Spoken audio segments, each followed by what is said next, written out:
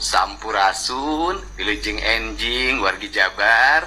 Semoga pagi hari ini dalam keadaan sehat, Amin. bahagia, dan untuk seluruh orang tua yang hari ini bisa kembali bersama anak-anaknya setelah hampir 2 pekan terpisah. Semoga anak-anak yang sekarang kembali ke pangkuan ibu dan ayahnya semakin tumbuh dengan kultur dan karakter yang baru. Ya. Sayangi mereka penuh dengan cinta, jangan pernah menyanyiakan mereka. Karena setiap anak berhak atas masa depannya. Dan ada 13 anak yang hari ini bersama saya karena tidak dijemput orang tuanya, atau sudah tidak memiliki ayah dan ibu, atau ayahnya berpisah dengan ibunya dan ibunya menjadi tenaga kerja di luar negeri. Tentunya ini adalah sebuah langkah awal untuk membangun sebuah peradaban baru, peradaban tanah Sunda, tanah yang sangat kita cintai, tanah yang dititipkan oleh leluhur Siliwangi. Awal tidak akan pernah ada sempurna, pasti ada kurangnya. Tetapi memulai jauh lebih baik dibanding kita hanya bermimpi dengan wacana dan kajian akademis yang tidak pernah berakhir. Betul. Untuk itu saya mohon maaf atas berbagai kekurangan yang kami miliki, dan seluruh kekurangan itu akan terus kami sempurnakan. Tak ada kesempurnaan dalam sebuah kegiatan, tetapi kesempurnaan itu akan hanya lahir dengan kita mau bekerja dan terus mau memperbaiki diri. Sebuah kesalahan jauh lebih baik dibanding tidak pernah berbuat apa-apa. Semoga kinerja yang dilakukan untuk mendidik anak-anak bangsa adalah kinerja cinta, kinerja ketulusan yang keluar dari hati. Karena kegiatan yang dibangun dengan rasa, maka akan melahirkan cinta. Cinta akan melahirkan spirit bagi nasionalisme bangsa. Terima kasih pada jajaran TNI, kepada Panglima TNI, Kepala Staf Angkatan Darat, Pangdam 3 Siliwangi, dan Rindam 3 Siliwangi, dan seluruh para pelatih yang telah berusaha untuk memberikan cinta pada anak-anak Jawa Barat. Mari terus melangkah, mari terus berbuat. Indonesia butuh karya nyata, bukan sekedar kata-kata. Terima kasih kepada para pengkritik. Semoga kritiknya bisa terus ditajamkan agar kami lebih tajam lagi dalam bertindak dan berbuat. Kang Deddy Mulyadi alias KDM geruduk KPK. Ini emang agak lain, ini gubernur gue ini. Agak lain ini Bapak Aing emang. Salam APBN, ambil positif, buang negatif. Biasanya para pejabat itu menghindari KPK. Lah ini gubernur Jawa Barat, buset, nyamperin. Kang Deddy, ini udah kejauhan Kang Deddy, beneran kejauhan Kang Deddy. Semoga Kang Deddy dan keluarga selalu dilindungi sama Allah, sama Tuhan. Kita ini hidup di negara, kalau ada orang jujur, orang tulus, orang baik, itu malah malah dicecer gitu. Gua nggak tahu mau sampai kapan ngontenin Kang Deddy Mulyadi, karena isi FYP gua itu isinya cuman gubernur Jawa Barat, cuman Kang Deddy Mulyadi isinya.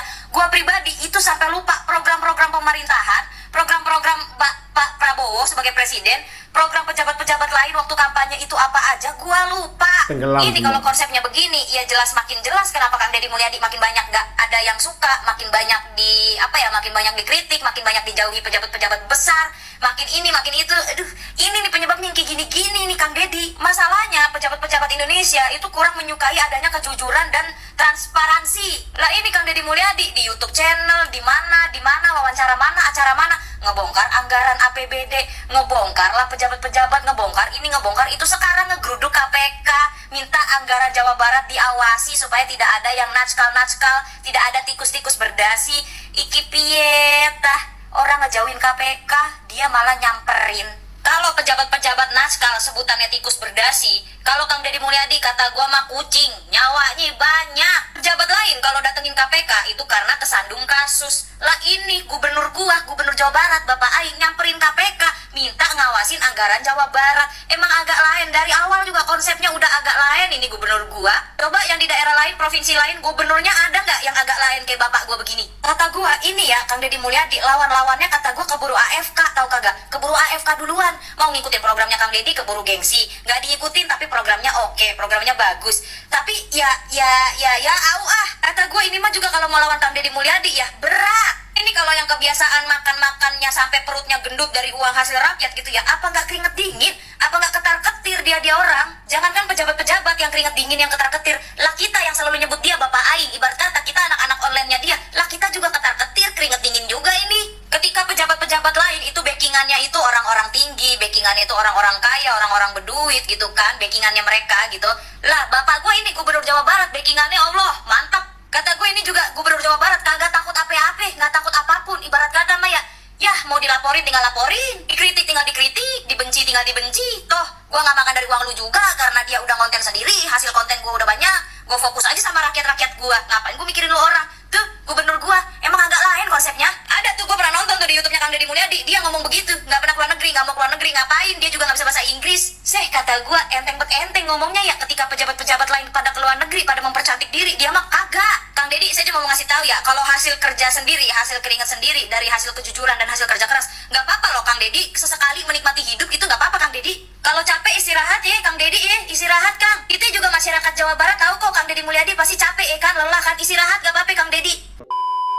Kata-kata yang penuh makna dari Kang Deddy Mulyadi, dari VT yang saya bagikan di video pertama tadi. Silahkan Anda kritik lebih tajam lagi. Kata Kang Deddy, kritikan Anda itu kurang tajam, ditajamin lagi, diasah lagi biar lebih tajam, agar kami lebih tajam lagi dalam bertindak dan berbuat. Kemudian salah satu VT dari salah satu pendukung Kang Deddy Mulyadi, saya sudah bahas kemarin, yang lain itu ogah gitu ya, atau parno untuk bertemu dengan KPK.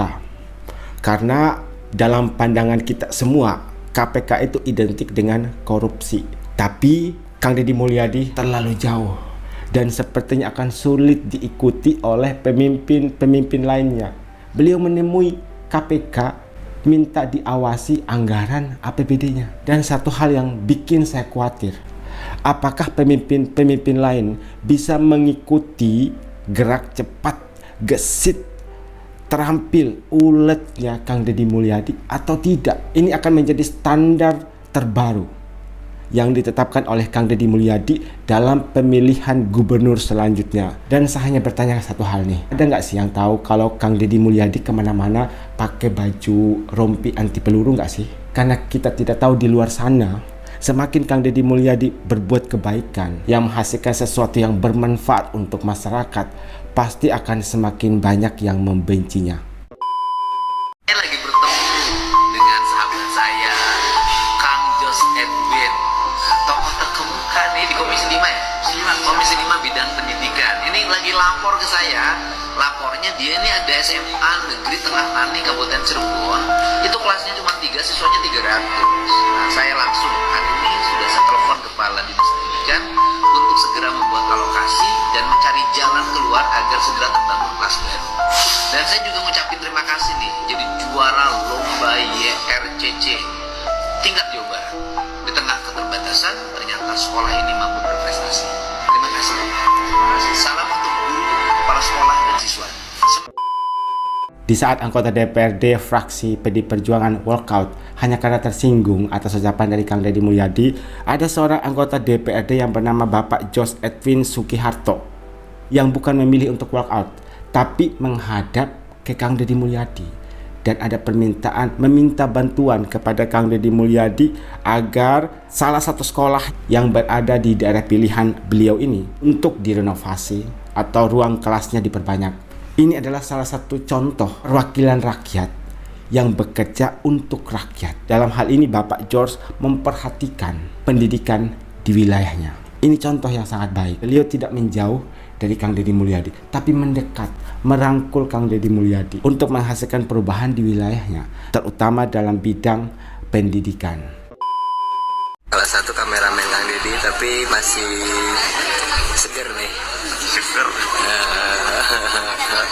Mas kalau kerjanya di sip, enggak di sip. Jadi cara ngesipnya gimana? 5 hari sekali. Oh 5 hari sekali. 5 hari masuk, 5 hari libur. Tapi dalam 5 hari itu berarti sampai Kang Deddy istirahat aja dari pagi sampai malam ngikut. Nekor terus. Nah itu kan unik ya, kalau konten-konten Kang Deddy itu kan unik ya. Jadi itu kalau mau ngambil gambar disetting dulu atau gimana dulu nggak? Oh, kita nggak ada settingan, Nggak ada. natural aja. Oh natural aja, Pas langsung. kita isi, Oh berarti harus siap siaga dong. siaga terus. Siaga terus. Nah terus kalau mau ngambil gambar itu disuruh dulu atau kita inisiatif sebagai kameramen, ini ada yang ini langsung ngambil gitu enggak? So, inisiatif kita. Oh inisiatif. Wah luar biasa banget. Ini salah satu kesaksian dari kameraman Kang Deddy Mulyadi. Kata beliau tidak ada settingan sama sekali. Bahkan Kang Deddy Mulyadi tidak pernah menginstruksikan kepada mereka, kamu harus mengambil video di part ini, part itu. Dalam artian untuk melakukan pencitraan. Ada hal-hal dramatis kamu harus rekam untuk menunjukkan kepada publik bahwa saya adalah gubernur yang terbaik. Tidak, tapi inisiatif langsung dari kameraman Kang Deddy Mulyadi. Menurut saya konten itu perlu, konten pencitraan tapi berbasis kinerja nyata itu perlu. Apapun yang kita putuskan sore hari ini tidak akan memberikan manfaat kalau kita tidak semua mempersiapkan itu. Dan si akunya sebentar lagi akan ada diskusi, meeting, urun rembuk bersama Wali Kota Bekasi, Bestiku Mastri, dan juga Bestiku Dirut PJT 2 yang langsung turun untuk membenahi Kali Bekasi. Kita akan cari solusi, kolaborasi, sinergi untuk negeri. Yuk let's go! Apa menurut saya konten itu perlu, ya Pak. Ini justru yang saya tekankan ke teman-teman BUMN. Konten pencitraan tapi berbasis kinerja nyata itu perlu. Setidaknya menstimulasi dan juga menjadi warning bagi pihak-pihak yang bermain. Ya khususnya dalam kasus ini ada beberapa tanah negara yang kemudian diklaim jumlahnya tidak kecil, ada yang 1,4 hektar, ada yang 3 hektar. Lalu enak banget gitu ya. Dan tentu saja ini menjadi perjalanan yang tidak mudah, tapi mari kita mulai. Kita sepakati sekali lagi dengan poin-poin penting tadi. Seluruh jajaran Pemkot Kota Bekasi, saya kira satu komando di bawah wali kotanya ini. Apapun yang kita putuskan sore hari ini tidak akan memberikan manfaat kalau kita tidak semua mempersiapkan itu. Ibu Oneng, Ibu Ricky Diah Pitaloka nggak takut ditegur lagi sama ketumnya. Karena dari statement beliau saja sudah menyatakan dukungannya kepada Kang Deddy Mulyadi. Kan kata orang Kang Deddy Mulyadi itu gubernur konten. Nggak apa-apa kata Ibu Ricky Diah Pitaloka. Yang penting kinerjanya bagus, ada hasilnya. Bentuk transparansi juga untuk mencegah oknum-oknum yang berniat untuk melakukan korupsi. Yang saya takutkan di sini nanti Ibu Ricky Diah Pitaloka ditegur lagi oleh ketumnya. Kenapa sih kamu mengeluarkan statement itu?